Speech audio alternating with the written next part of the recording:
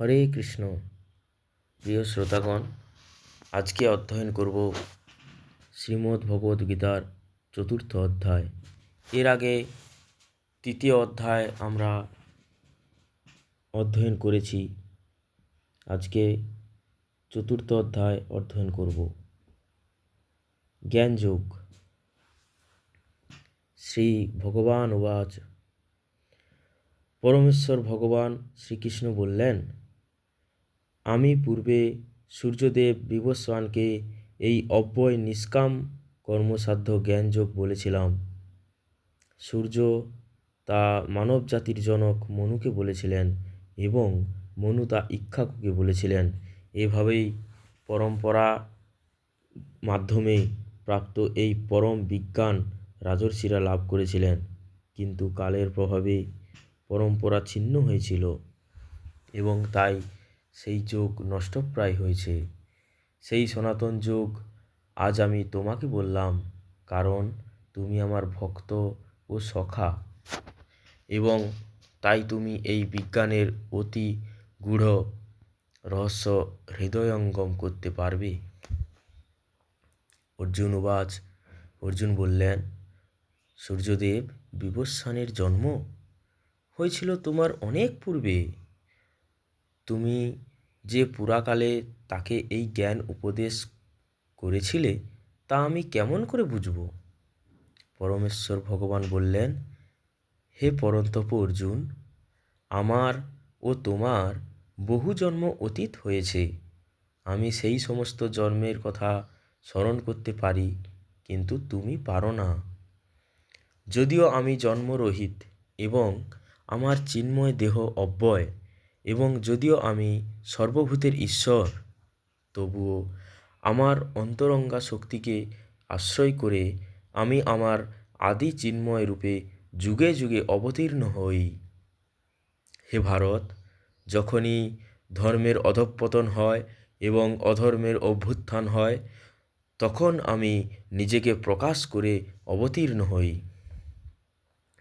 সাধুদের পরিত্রাণ করার জন্য এবং দুষ্কৃতকারীদের বিনাশ করার জন্য এবং ধর্ম সংস্থাপনের জন্য আমি যুগে যুগে অবতীর্ণ হই।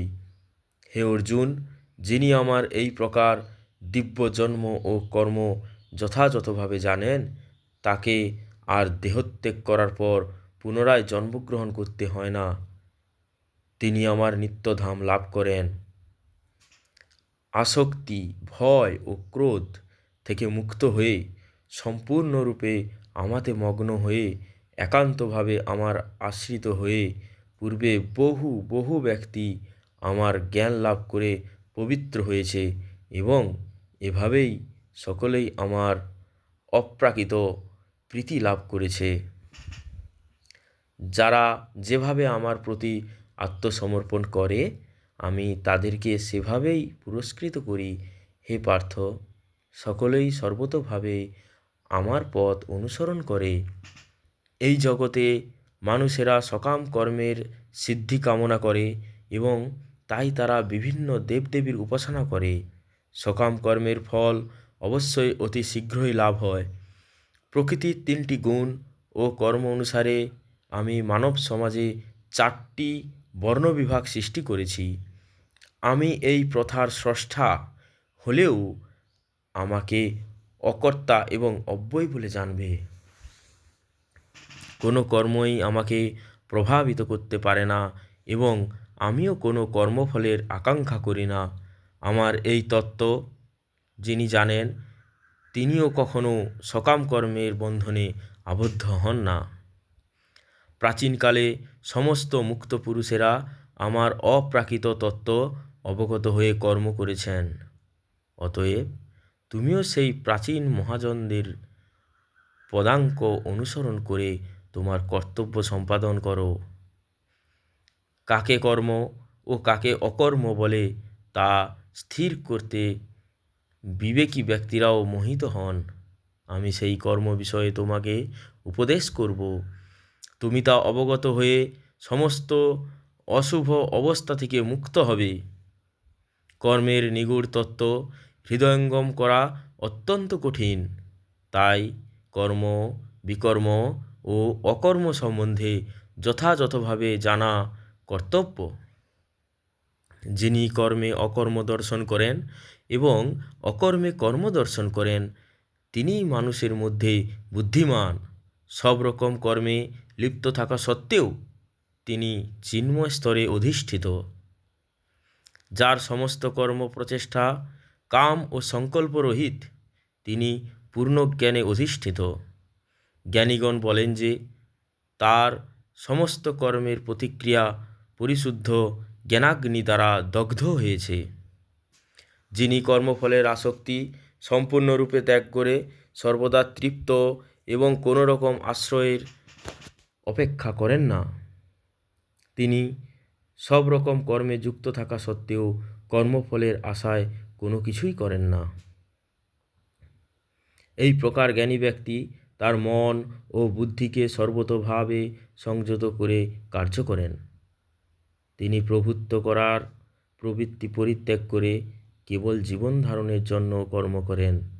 এভাবেই কর্ম করার ফলে কোনো রকম পাপ তাকে স্পর্শ করতে পারে না। যিনি অনায়াসে যা লাভ করেন তাতেই সন্তুষ্ট থাকেন, যিনি সুখ দুঃখ রাগ দ্বেষ আদি দ্বন্দ্বের বশীভূত হন না এবং মাৎসর্যশূন্য, যিনি কার্যের সাফল্য ও অসাফল্যে অবিচলিত থাকেন, তিনি কর্ম সম্পাদন করলেও কর্মফলের দ্বারা কখনো আবদ্ধ হন না। জড়া প্রকৃতির গুণের প্রভাব থেকে মুক্ত হয়ে চিন্ময় জ্ঞাননিষ্ঠ ব্যক্তি যজ্ঞের উদ্দেশ্যে যে কর্ম সম্পাদন করেন, সেই সকল কর্ম সম্পূর্ণরূপে লয় প্রাপ্ত হয়। যিনি কৃষ্ণ ভাবনায় সম্পূর্ণ মগ্ন, তিনি অবশ্যই চিৎজগতে উন্নীত হবেন, কারণ তার সমস্ত কার্যকলাপ চিন্ময়, তার কর্মের উদ্দেশ্য চিন্ময় এবং সেই উদ্দেশ্যে তিনি যা নিবেদন করেন তাও চিন্ময়। কোনো যোগী দেবতাদের উদ্দেশ্যে যজ্ঞ করার মাধ্যমে তাদের উপাসনা করেন, আর অন্য অনেকে ব্রহ্মরূপ অগ্নিতে সব কিছু নিবেদন করার মাধ্যমে যজ্ঞ করেন। কেউ কেউ অর্থাৎ শুদ্ধ ব্রহ্মচারীরা মনঃসংযম রূপ অগ্নিতে শ্রবণ আদি ইন্দ্রিয়গুলিকে আহুতি দেন। আবার অন্য অনেকে অর্থাৎ নিয়মনিষ্ঠ গৃহস্থেরা শব্দাদি ইন্দ্রিয়ের বিষয়গুলিকে ইন্দ্রিয়রূপ অগ্নিতে আহুতি দেন। মন ও ইন্দ্রিয় সংযমের মাধ্যমে যারা আত্মজ্ঞান লাভের প্রয়াসী, তারা তাদের সমস্ত ইন্দ্রিয়ের কার্যকলাপ ও প্রাণবায়ু জ্ঞানের দ্বারা প্রদীপ্ত আত্মাসংযম রূপ অগ্নিতে আহুতি দেন। কঠোর ব্রত গ্রহণ করে কেউ কেউ দ্রব্য দান রূপ যজ্ঞ করেন, কেউ কেউ তপস্যা রূপ যজ্ঞ করেন, কেউ কেউ অষ্টাঙ্গ যোগ রূপ যজ্ঞ করেন এবং অন্য অনেকে পারমার্থিক জ্ঞান লাভের জন্য বেদ অধ্যয়ন রূপ যজ্ঞ করেন। আর যারা প্রাণায়াম চর্চার আগ্রহী, তারা অপান বায়ুকে প্রাণবায়ুতে এবং প্রাণবায়ুকে অপান বায়ুতে আহুতি দিয়ে অবশেষে প্রাণ ও অপান বায়ুর গতি রোধ করে সমাধিস্থ হন। কেউ আবার আহার সংযম করে প্রাণবায়ুকে প্রাণবায়ুতেই আহুতি দেন। এরা সকলেই যজ্ঞ তত্ত্ববিদ এবং যজ্ঞের প্রভাবে পাপ থেকে মুক্ত হয়ে তারা যজ্ঞাবশিষ্ট অমৃত আস্বাদন করেন এবং তারপর সনাতন প্রকৃতিতে ফিরে যান। হে কুরু শ্রেষ্ঠ, যজ্ঞ অনুষ্ঠান না করে কেউই এই জগতে সুখে থাকতে পারে না। তাহলে পরলোকে সুখপ্রাপ্তি কী করে সম্ভব? এই সমস্ত যজ্ঞই বৈদিক শাস্ত্রে অনুমোদিত হয়েছে এবং এই সমস্ত যজ্ঞ বিভিন্ন প্রকার কর্মজাত, যেগুলিতে যথাযথভাবে জানার মাধ্যমে তুমি মুক্তি লাভ করতে পারবে। হে পরন্তপ, দ্রব্যময় যজ্ঞ থেকে জ্ঞানময় যজ্ঞ শ্রেয়। হে পার্থ, সমস্ত কর্মই পূর্ণরূপে চিন্ময় জ্ঞানে পরিসমাপ্তি লাভ করে। সদ্গুরু শরণাগত হয়ে তত্ত্বজ্ঞান লাভ করার চেষ্টা করো। বিনম্র চিত্তে প্রশ্ন জিজ্ঞাসা করো এবং অকৃত্রিম সেবার দ্বারা তাকে সন্তুষ্ট করো। তাহলে সেই তত্ত্বদ্রষ্টা পুরুষেরা তোমাকে জ্ঞান উপদেশ দান করবেন। হে পাণ্ডব, এভাবে তত্ত্বজ্ঞান লাভ করে তুমি আর মোহগ্রস্ত হবে না, কেননা এই জ্ঞানের দ্বারা তুমি দর্শন করবে যে সমস্ত জীবই আমার বিভিন্ন অংশ, অর্থাৎ তারা সকলেই আমার এবং তারা আমাতে অবস্থিত। তুমি যদি সমস্ত পাপীদের থেকেও পাপিষ্ঠ বলে গণ্য হয়ে থাকো, তাহলেও এই জ্ঞানরূপ তরণীতে আরোহণ করে তুমি দুঃখ সমুদ্র পার হতে পারবে। প্রবল রূপে প্রজ্বলিত অগ্নি যেমন কাষ্ঠকে ভস্মসাৎ করে, হে অর্জুন, তেমনি জ্ঞানাগ্নিত সমস্ত কর্মকে দগ্ধ করে ফেলে। এই জগতে চিন্ময় জ্ঞানের মতো পবিত্র আর কিছুই নেই। এই জ্ঞান সমস্ত যোগের পরিপক্ক ফল।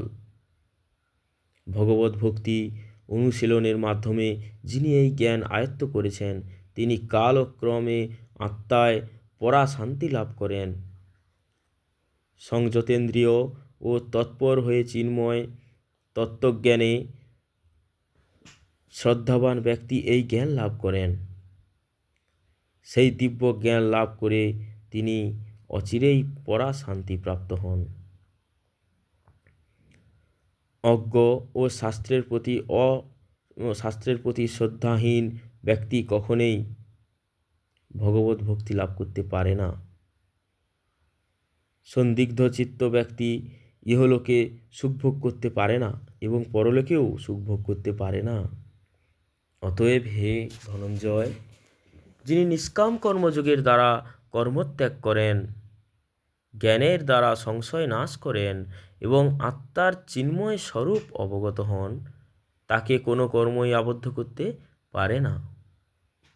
অতএব হে ভারত, তোমার হৃদয়ে যে অজ্ঞান প্রসূত সংশয়ের উদয় হয়েছে, তা জ্ঞানরূপ খড়গের দ্বারা ছিন্ন করো।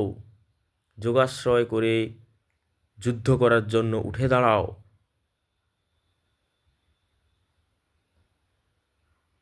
শ্রীমদ্ ভগবদ্গীতার 4th অধ্যায় এখানেই সমাপ্ত হলো।